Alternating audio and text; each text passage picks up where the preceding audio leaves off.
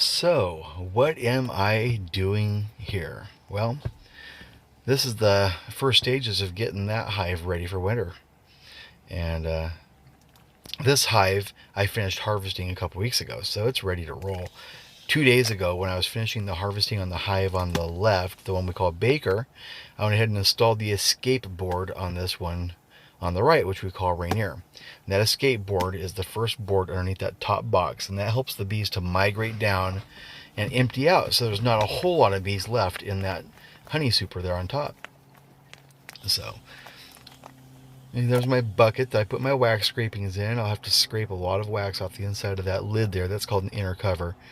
And I'll scrape that off so that it seats down nicely on top of that next box down, because that's going to be the lid once I lift that honey super off. So a lot of scraping there. We're watching this at double speed, so it doesn't take as long to show it as it actually took to do it. But so I'm gonna take a moment here to tell you a silly joke. My brother-in-law shared this with me a few weeks back. It's about a child who goes into a bee store and asks the man there if he could buy a dozen bees. And the man, as bee store operators do, says, "Well, absolutely, son." And he goes and he comes back out with a cage with 13 bees in it. And the boy says, "Oh, I only asked for a dozen bees. There's an extra one in there." And the store owner said, "Well, that one's a freebie." So, when I'm scraping those off, we're going to go ahead and finish that up. I will dump those wax scrapings into the bucket. That bucket's getting pretty full from having done this for a few years now. I don't collect combs, so I don't have a ton of wax, but all these scrapings, well, they do add up. And that bucket's actually 3/4 full anyways, just from scraping.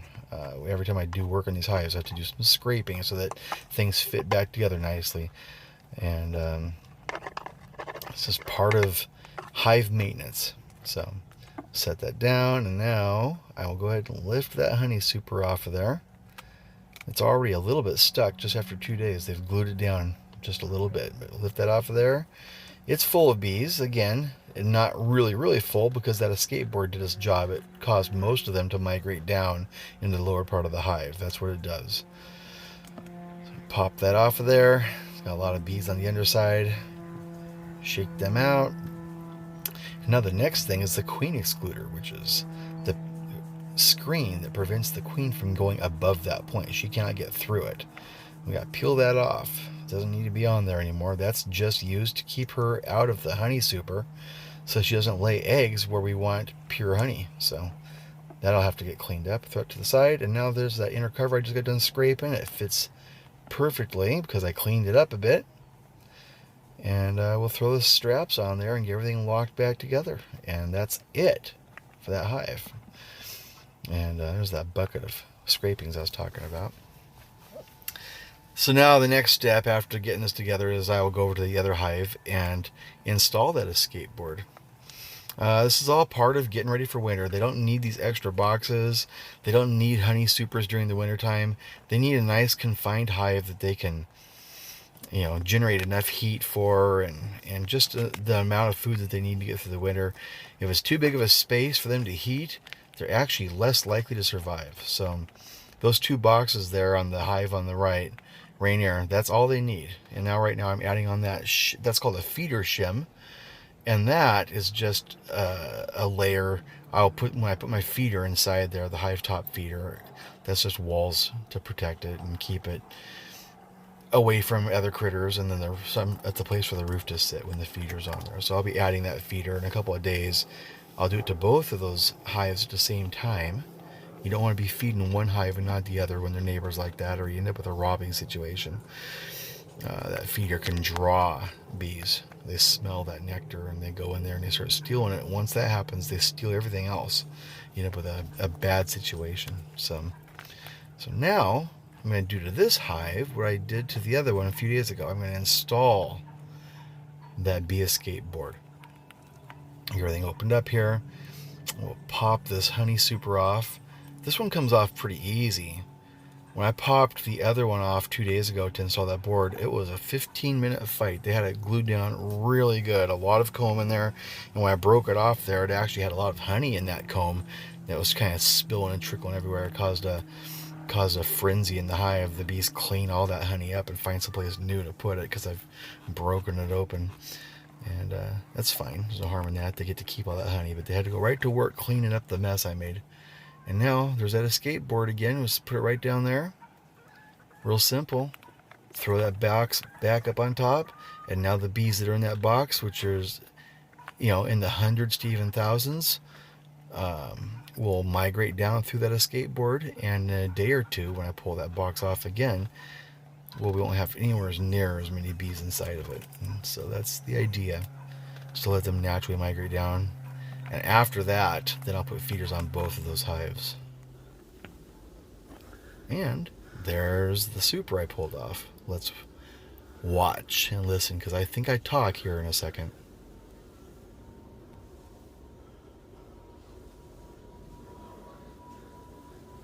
What we're watching here is, probably a couple of dozen bees, 20, 30 or so that were still in that box. They should have migrated out through that escape board. Hundreds did, but there's always a few that just don't make it, or they're clever enough to find their way back through it. It's supposed to be kind of a one-way valve for bees, but bees are smart and they are problem solvers. And so some of them probably found their way back up into that box since I put that escape board on 2 days ago. And so now, as they decide that something's wrong and they abandon it because it's no longer part of the hive and the pheromones is disappearing, they go airborne and figure out where the hive is and they go back home. And there's always the possibility there could be a couple of nurse bees in there who are flightless yet, and they just won't make it. And it's okay. There's always going to be some loss. It's just part of the whole cycle. But we're just waiting for the bees to fly out of this box and go home so I can get it cleaned up and put away for the winter, so it's ready to roll next spring, next honey season. So you can see a lot of the bees have flown out of there. A lot more flew out before I put the camera on it. We'll give them another half hour or so to finish abandoning it. If there's any honey in there at all to be had, and there really shouldn't be, it's possible that more bees will find it and see it as a source of nectar, and then they'll go to work on it, cleaning it up. I'll end up having to leave it out here all night because it'll be covered with yellow jackets and bees and everything else, scavenging everything they can out of it. And that's not a bad thing either. They'd clean up the box so that I don't have to. So it's fine. We'll just give it a little bit of time and see what happens. And then I installed the escape board on the other hive. So same thing will happen in a day or two. I'll pull the honey box off of that one and reduce it down, reduce the size of the hive. And the colony's already in reduction mode. The queen's slowing down her laying. There's already fewer bees in here than there were in both these hives than there were a month ago. They don't need all that space. So we'll reduce them down so they have a nice confined, compact hive to take care of during the winter. Nothing too big for them to deal with.